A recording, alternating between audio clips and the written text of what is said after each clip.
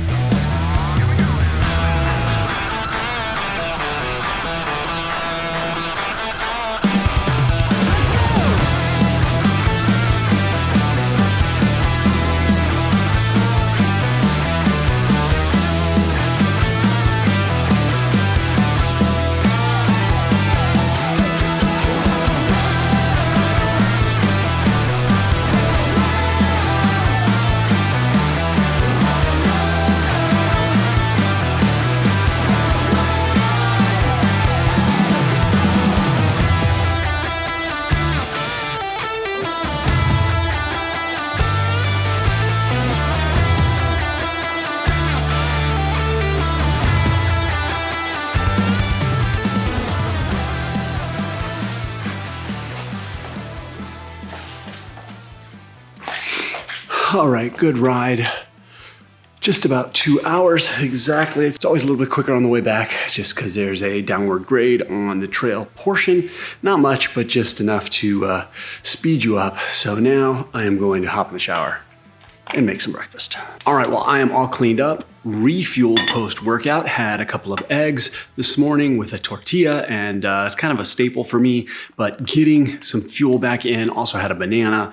So now I'm headed off to the office, but before I do that, I figure I'll share a few more tips that I have been focused on to continue to improve my recovery and allow me to bounce back day after day after day. And one of those I have been working on a lot lately. I seem to go through phases where I do a really good job and then I do a poor job. So right now I am back on top of it, trying to do a really good job of staying hydrated and increasing my hydration over 100 ounces a day, trying to hit 150 ounces a day, and adding electrolytes into that, because the more fluid intake or the more water intake you have, you need to add electrolytes for all of the sweating we are doing. So I add one electrolyte pack kind of throughout the day. I'll use Element and kind of spread it throughout the day, as well as when I use it for workout. So I'm getting my electrolytes that way, but staying hydrated all day long is really key to helping restore the lost sweat in all of our workouts. Now, another area that I could actually do a lot better at is sleep, but I just don't seem to be able to work in enough sleep. I average about 6.5 hours a night. I just looked at my year's average and it's about 6.5. I would love that to be 7.5, get another hour in there, but sleep is when your muscle is releasing human growth hormone. It's when the tissues are repairing, and it is super critical to our ability to recover and keep doing this. But I will admit that I don't do a good enough job at getting enough sleep. Hopefully after this race, I will do that. I seem to do it in cycles. When I'm building to a race, I'm not getting enough, which is when I need it, but then trying to kind of catch up post-race and as I build for the World Championships in November. Another big one for me this year, coming off of being sick at the beginning of the year and trying to ramp back all of my volume on the bike and on the run especially, has been mobility and spending the time to foam roll, to stretch, to use the massage gun on the legs, on my calves. My calves are always super sensitive, but spending that time to use the ball on the bottom of the foot and just work those muscles out. A lot of times I will try and do even just 5 minutes post workout and then a little more in the evening. But mobility, just getting in there, spending the time to massage the muscles, stretch yourself out, will make a huge difference on a day-to-day basis. Another one which is a little costly, but I made the investment last year, and that was in compression boots or leg sleeves. I have the Normatec sleeves and I love them. It's been one of my, beyond my lever over there. I love using them after long runs or hard run sessions. I probably use them 2 to 3 times a week minimum, and accelerating just overall recovery. And I always need that on my legs. One that I will admit is getting in the bath, nice warm bath with Epsom salts. Getting in there relaxes the muscles, helps reduce soreness and reduce inflammation. I enjoy getting in there at the end of the day after a big ride or a big run and just soaking the legs, putting a cup or 2 sometimes of Epsom salts, just getting in there and letting the legs soak. I feel like that is a huge, huge benefit. And the other thing that really does is that hot water, you get out of that and then you get in bed to go to sleep. I feel like I sleep so much better after doing an Epsom salt soak. All right, well, I got to get out of here and get to work. I will share some other items later. And at lunch today, I got to go pick up my bike from Raul. Well, I am on my lunch break, headed down to pick up my bike from my mechanic Raul. Best tri-bike mechanic in general in Orange County. Always taking care of me.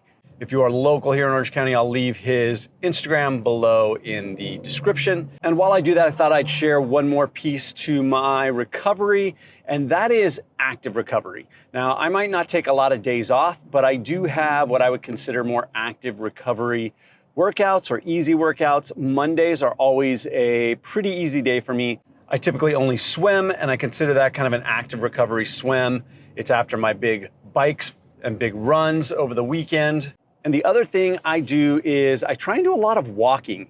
So even though I am training a lot, I still try and get in a lot of walks throughout the day, whether that is on a lunch break or maybe it is in the evening walking the dog while the kids are playing sports. Doing these easy types of activities help increase circulation, they flush out the metabolic waste, and just in general, they decrease stiffness. So it's gonna make the next day feel better. There's the man. What's up? Always gotta get him on camera. Gotta get the guy on camera. How's it going? Look at what I'm watching. Oh, look, who's that guy? Who's that guy with that shirt on Man, again? timing. You guys are ripped. Woohoo, look at that. Got the disc on. New chain. Looks so clean and sparkly.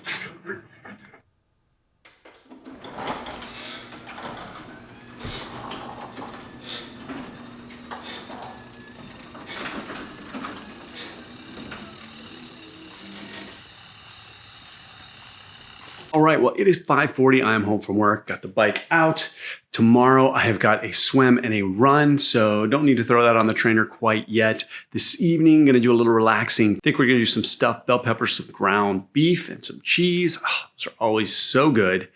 And then just start to maybe pull a few things together for the race, start to get organized, start to go through my to-do list, which has everything I always take to a race, and finish editing this video so it can come out tomorrow morning. But I think that is it for all of the things I do for recovery.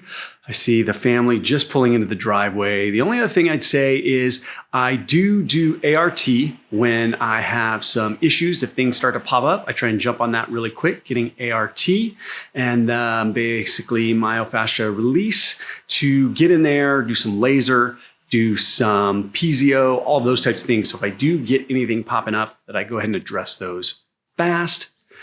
But that's it for this episode. Family's about to hop out of the car. I'm gonna go hang out with them, and I will see you guys tomorrow.